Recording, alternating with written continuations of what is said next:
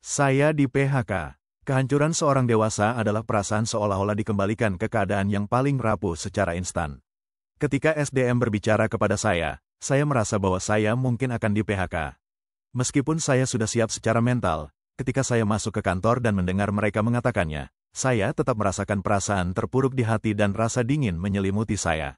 Perasaan itu membuat pikiran saya langsung kosong. Inti umum dari keputusan mereka adalah untuk mengurangi biaya dan meningkatkan efisiensi. Saya tidak banyak bicara, dan saya tidak mempermasalahkan detailnya. Saya hanya keluar begitu saja.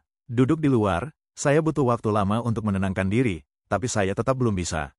Tiba-tiba, saya mulai khawatir tentang sewa bulan depan dan banyak pengeluaran lain-lain, dan saya segera menyadari bahwa saya tidak memiliki sumber penghasilan lagi. Di masa lalu, orang selalu mengeluh tentang betapa beratnya kerja lembur dan betapa melelahkannya bekerja. Sekarang, jika melihat ke belakang, yang menakutkan bukanlah bekerja, tetapi tidak memiliki pekerjaan, karena itu berarti kehilangan penghasilan secara tiba-tiba. Saya telah mengirim beberapa lamaran pekerjaan sebelumnya, tetapi sekarang sulit untuk mendapatkan pekerjaan. Pertama, ada batasan usia, diikuti oleh persyaratan akademik dan keterampilan. Masing-masing sangat ketat. Perekonomian China terus lesu, dan pengangguran telah melanda seluruh negeri. Semua industri menghadapi tekanan kelangsungan hidup yang belum pernah terjadi sebelumnya. Setiap tahun, puluhan juta lulusan memasuki pasar kerja, tetapi peluang kerja sangat terbatas. Saat ini, satpam semakin muda, bahkan kurir pun adalah lulusan universitas.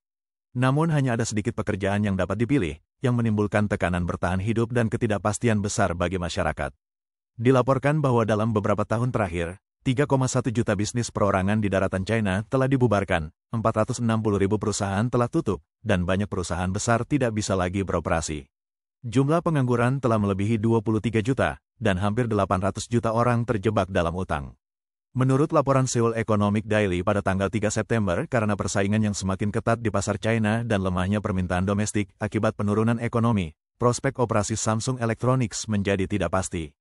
Oleh karena itu, diputuskan untuk mengambil langkah-langkah restrukturisasi guna menghadapi tantangan ini. Orang dalam industri mengungkapkan bahwa Samsung Electronics China baru-baru ini memberitahu karyawan tentang keputusan untuk melakukan PHK dan memulai perekrutan pengunduran diri sukarela.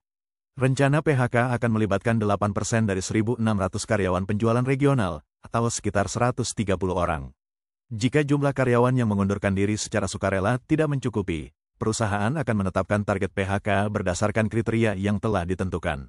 Samsung juga telah mulai melakukan PHK di China tahun ini. Ini adalah PHK skala kecil. Tahun depan, mungkin akan ada PHK sebesar 30%. Ini bukanlah sinyal positif. Pada puncak kejayaannya, Samsung memiliki lebih dari 60.000 karyawan di China, namun kini kurang dari 20.000 orang. Jika alasannya karena kinerja yang buruk, penjualan Samsung di China meningkat 2 kali lipat dibandingkan tahun lalu pada paruh pertama tahun ini, terutama karena pertumbuhan bisnis semikonduktor. Jika alasannya adalah kinerja bisnis ponsel pintar yang buruk, pengiriman global Samsung selalu berada di peringkat pertama, jadi Samsung seharusnya tidak boleh menarik diri, bukan? Sumber internal mengatakan bahwa perusahaan berencana untuk memberhentikan beberapa karyawan lokal di perusahaan penjualan China dan personel pendukung tidak langsung di perusahaan produksi pada tahun 2025, dan proses PHK telah resmi dimulai. PHK ini terutama menargetkan karyawan lokal di departemen penjualan Samsung Electronics di China, dan berita ini mengejutkan serta membuat banyak karyawan kecewa. Sebelumnya, IBM China mengumumkan bahwa mereka akan menutup departemen R&D, penelitian dan pengembangan, di China, yang memiliki lebih dari 1.000 karyawan. IBM memberikan kompensasi N+3. Manajer lini pertama IBM menerima pemberitahuan PHK pada Jumat malam, sementara karyawan biasa secara resmi diberitahu pada Senin pagi. Lebih dari 1.000 orang, termasuk manajer lini pertama dan kedua, di seluruh pusat R&D China di PHK. PHK ini tidak termasuk tim pendukung seperti konsultan dan purna jual, tetapi terutama menargetkan departemen R&D. Tekanan operasional IBM di China sangat tinggi dalam beberapa tahun terakhir. Beberapa tempat tidak memiliki proyek sama sekali, dan PHK terus berlanjut. Relokasi departemen R&D IBM dimulai sekitar 3 atau 4 tahun yang lalu. Dilaporkan bahwa dalam beberapa tahun terakhir, IBM menghadapi peningkatan tekanan operasional yang signifikan di pasar China. Pada tahun 2023, pendapatan global IBM meningkat sebesar 2%, tetapi pendapatannya di China turun hampir 20%. Para ahli percaya bahwa penarikan perusahaan asing seperti IBM hanyalah bagian dari tren pemisahan antara AS dan China. Di masa depan, seiring dengan berlanjutnya perang teknologi AS-China, pengendalian AS terhadap China mungkin akan semakin diperketat, dan lingkungan operasional bagi perusahaan asing di China mungkin menjadi lebih buruk. Pada saat yang sama, pemerintah China berusaha membangun ekosistem teknologi yang mandiri, tetapi proses ini menghadapi banyak tantangan. Selain itu, dilaporkan beberapa hari yang lalu bahwa Dongfeng Honda berencana untuk mem-PHK 2.000 karyawan dengan kompensasi N+2+1. Karyawan berbaris untuk bersaing mendapatkan kuota N, mewakili jumlah tahun karyawan bekerja, dan setiap tahun setara dengan 1 bulan gaji sebagai kompensasi, tanpa batas atas jumlah tahun. +2 adalah bonus sebesar 2 bulan gaji untuk setiap karyawan, dihitung berdasarkan rata-rata gaji bulanan karyawan sebelum pajak dalam setahun terakhir dari Agustus tahun 2023 hingga Juli tahun 2024. +1 adalah tunjangan lain yang mungkin diberikan. Pada paruh pertama tahun ini, Honda menjual 415.900 kendaraan di China, turun 21,5% dibandingkan tahun sebelumnya, penurunan terbesar di antara 3 merek mobil Jepang teratas. Pada saat yang sama, banyak netizen memposting di platform pencari kerja online bahwa SAIC Maxus telah membatalkan sistem absen dengan fingerprint dan mengungkapkan bahwa PHK internal akan segera dimulai. Seorang netizen yang mengklaim sebagai karyawan SAIC Commercial Vehicle Technology Center mengungkapkan di internet bahwa tingkat PHK SAIC Maxus di Nanjing mungkin mencapai 40%. Diketahui juga bahwa Direktur Sumber Daya Manusia telah tiba di Nanjing dan memulai komunikasi dan pembicaraan tatap muka dengan karyawan. Dilaporkan bahwa selain Departemen Tenaga Listrik, banyak departemen lain di perusahaan menghadapi risiko PHK. Secara kebetulan, laporan keuangan Alibaba pada bulan Mei menunjukkan bahwa perusahaan telah mem-PHK lebih dari 14.000 karyawan, dan JD.com mengumumkan PHK sebanyak 12.000 karyawan pada tanggal 21 Mei. Taobao dikabarkan akan mem-PHK 20.000 orang dalam waktu dekat. Berita lain muncul dalam 2 hari terakhir, teman-teman, semua pasti sudah melihatnya, Taobao akan mem-PHK lebih dari 20.000 orang. Ini adalah perusahaan besar ke-7 atau ke-8 yang melakukan PHK besar-besaran tahun ini. Beberapa orang bercanda bahwa PHK Taobao kali ini setara dengan langsung mem-PHK Pinduoduo. Jumlah karyawan Pinduoduo saat ini melebihi 10.000, sedangkan Taobao telah mem-PHK lebih dari 20.000 orang. Pinduoduo telah merilis laporan keuangan, dan perusahaan besar lainnya juga telah merilis laporan keuangan. Nilai yang dihasilkan oleh satu orang di Pinduoduo telah mencapai lebih dari 10 juta, sedangkan di Taobao hanya 3 atau 4 juta. Efisiensi staf Pinduoduo 3 kali lebih tinggi daripada Alibaba dan JD.com. Selain itu, Lenovo Group menyebutkan dalam laporan keuangan Mei bahwa PHK mereka berdampak pada 7.500 orang, dan Ideal Auto mem-PHK 18% karyawan, yang melibatkan sekitar 5.600 orang. Pabrik Volkswagen di Fosan mem-PHK hampir 17%, dan GAC Honda mengurangi 1.700 karyawan. Bahkan perusahaan besar milik negara Wuhan Iron and Steel Group dilaporkan telah mem-PHK sekitar 290.000 orang. Gelombang pengangguran ini telah membuat banyak orang khawatir dan resah. Wanita dalam video tersebut telah tinggal di Beijing selama 5 tahun. Kemarin pagi, dia masih asyik bekerja, namun tak disangka, sore harinya tiba-tiba dia menerima pemberitahuan PHK dan diminta untuk segera pergi. Dia baru saja selesai menyusui dan tiba-tiba kehilangan pekerjaannya.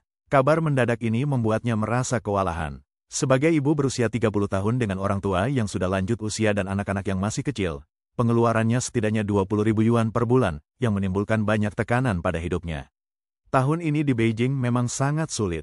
Dia dan suaminya berasal dari daerah kecil, dan satu-satunya cara adalah dengan mengandalkan usaha dan kerja keras mereka. Melihat orang tuanya melakukan yang terbaik untuk mereka, dia tahu bahwa dia harus segera bangkit dan tidak mengecewakan mereka. Beberapa orang mengamati bahwa Shanghai juga mengalami gelombang PHK besar-besaran. Perusahaan Ford yang berbasis di Shanghai dan SAP telah mem-PHK 1.700 orang, dan PHK di Tesla masih berlanjut. Beberapa netizen menunjukkan bahwa sebelumnya, orang-orang yang bekerja di Shanghai hampir tidak pernah mendengar orang di sekitar mereka di PHK. Setelah di PHK, sangat sulit untuk menemukan pekerjaan dengan gaji yang sama, terutama bagi mereka yang berusia di atas 35 tahun. Seringkali, meskipun Anda memiliki kesempatan untuk wawancara, soal-soal ujian tertulis membuat Anda sulit menghadapinya. Ini adalah pengalaman seorang pria berusia 36 tahun yang sudah menikah di Shanghai yang baru saja di PHK oleh Tesla. Bagi mereka yang di PHK di pabrik besar, ini bukan karena mereka tidak unggul. Ini tidak ada hubungannya dengan keunggulan. Beberapa dari mereka mungkin berada di unit bisnis yang kurang baik, beberapa mungkin tidak menguntungkan, atau perusahaan memutuskan untuk tidak lagi berinvestasi di bisnis yang sudah lama tidak membuahkan hasil, sehingga mengakibatkan seluruh lini bisnisnya diputuskan. Karyawan yang masih bekerja di Tesla mengeluhkan bahwa mereka berada di bawah tekanan besar dan bekerja sangat keras. Bekerja di perusahaan sekarang penuh dengan tekanan. Tekanan terbesar ada pada pengawas, pemimpin tim, dan manajer di semua level. Yang paling tidak nyaman adalah semua tekanan ini akhirnya menimpa para karyawan. Sulit, teman-teman, kata seorang pekerja. Tapi di sisi lain, sekarang ini tidak mudah untuk mendapatkan pekerjaan. Jika Anda punya pekerjaan, Anda harus melakukannya dengan baik. Seperti saya masih bekerja, bukan? Jadi jika ada pekerjaan, saya akan terus melakukannya. Tapi sulit untuk dikatakan, semua orang tahu Anda bisa di-PHK kapan saja. Dilaporkan bahwa organisasi jasa profesional dan akuntansi multinasional PricewaterhouseCoopers, PwC, sedang mempertimbangkan untuk mem-PHK hingga setengah dari staf audit jasa keuangannya di China. Selain itu, PwC juga mempertimbangkan untuk mem-PHK sekitar 20% karyawan di tim audit lainnya dan lini bisnis non-audit. Baru-baru ini, PwC kembali melakukan PHK, dan cabang Shanghai mewajibkan semua karyawan untuk mengundurkan diri dalam waktu 7 hari, hanya membayar 20% dari gaji mereka. Ada juga laporan tentang PHK besar-besaran di cabang Guangzhou, khususnya di Departemen Audit. Menurut karyawan internal, PHK ini terkait dengan insiden Evergrande. Banyak perusahaan milik negara dan pusat sekarang tidak lagi berani bekerja sama dengan PwC, yang mengakibatkan penurunan tajam dalam bisnis audit. Karyawan yang di-PHK menyebutkan bahwa komputer mereka langsung dikunci setelah menerima pemberitahuan kompensasi N+1. Masalah yang dihadapi PwC terus berlanjut. Data menunjukkan bahwa pada tahun 2023, PwC memiliki 107 klien audit laporan tahunan di pasar saham A, dengan total biaya audit sekitar 880 juta yuan. Klien terbesar adalah Bank of China, dengan biaya audit mencapai 193 juta yuan. Namun, sejak Maret tahun 2024, setidaknya 36 perusahaan telah memutuskan kerjasamanya dengan PwC, dengan kerugian biaya audit melebihi 665 juta yuan. Selain jasa audit, PwC juga menyediakan konsultasi pajak dan layanan transaksi lintas batas kepada Evergrande dan kantor keluarga pendirinya, Su Jiayin.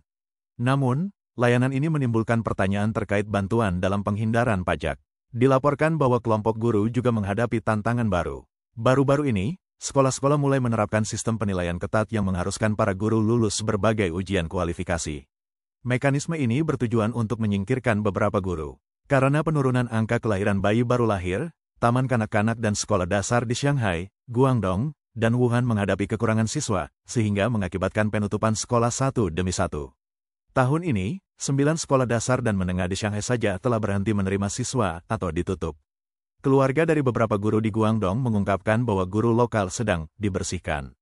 Perubahan besar dalam struktur populasi memberikan dampak besar pada sistem pendidikan, dan industri pengajaran juga menghadapi ujian berat berupa PHK dan eliminasi. Gu Ding, seorang guru sekolah di distrik Huangpu, Shanghai, mengatakan bahwa penurunan angka kelahiran yang terus berlanjut telah menyebabkan beberapa sekolah tidak mampu merekrut cukup siswa. Dia menyebutkan bahwa sebuah sekolah dasar di kawasan paling makmur di Shanghai hanya merekrut 17 siswa di kelas 1 tahun ini. Warisan sejarah dari kebijakan keluarga berencana telah membuat sekolah-sekolah saat ini menghadapi tekanan besar dalam hal pendaftaran, dan banyak guru yang menghadapi risiko pengangguran. Chen Mingliang, orang tua di Dongguan, Guangdong, juga menunjukkan bahwa seiring dengan terus menurunnya angka kelahiran, banyak sekolah yang digabungkan atau bahkan ditutup, dan para guru juga menghadapi risiko di PHK. Secara khusus, taman kanak-kanak menjadi yang paling terdampak parah, dan tren penurunan pendaftaran telah menyebar dari taman kanak-kanak ke sekolah dasar dan menengah. Beberapa analis menunjukkan bahwa situasi ekonomi pada tahun 2024 sangat parah, dengan pengangguran, PHK, dan penutupan bisnis yang terus berlanjut. Seluruh masyarakat sedang mengalami perubahan besar. Pada awal tahun ini, Kementerian Keuangan mengeluarkan peringatan, mengingatkan semua orang untuk bersiap menghadapi masa sulit di paruh kedua tahun ini. Sistem ini berkali-kali menekankan perlunya memperjelas kesulitan ekonomi saat ini. Oleh karena itu, yang dapat dilakukan oleh masyarakat umum adalah meningkatkan pendapatan dan mengurangi pengeluaran sebanyak mungkin, sambil membuat rencana jangka panjang bagi individu dan keluarga agar tidak terjerumus dalam krisis ekonomi. Pada Agustus tahun 2024, 800 juta orang di negara ini terlilit hutang, di mana 80% diantaranya adalah kaum muda dengan daya konsumsi terkuat. Karena terbatasnya daya beli, pendapatan industri seperti pengiriman barang, pesan antar makanan, dan transportasi online juga menurun secara signifikan. Pada paruh pertama tahun ini, jumlah pengangguran di negara ini melebihi 48 juta orang, dan tingkat pengangguran kaum muda perkotaan mencapai 7,3%. Dari 11,79 juta mahasiswa, hanya 50% yang berhasil mendapatkan pekerjaan. Banyak lulusan baru yang langsung menganggur setelah mereka meninggalkan kampus, dan bahkan guru sekolah pun mulai menjadi pekerja kontrak. Hal ini juga umum terjadi pada pabrik-pabrik besar yang mem-PHK lebih dari 20% karyawannya, dan beberapa perusahaan bahkan telah mem-PHK lebih dari 20.000 orang sekaligus. Penutupan perusahaan dan toko fisik telah menyebabkan kepanikan sosial, dan konsumsi non-esensial turun drastis, yang mengakibatkan kelebihan kapasitas, konsumsi yang tidak memadai, deflasi, dan stagnasi ekonomi. Sebagian besar industri berada dalam kesulitan.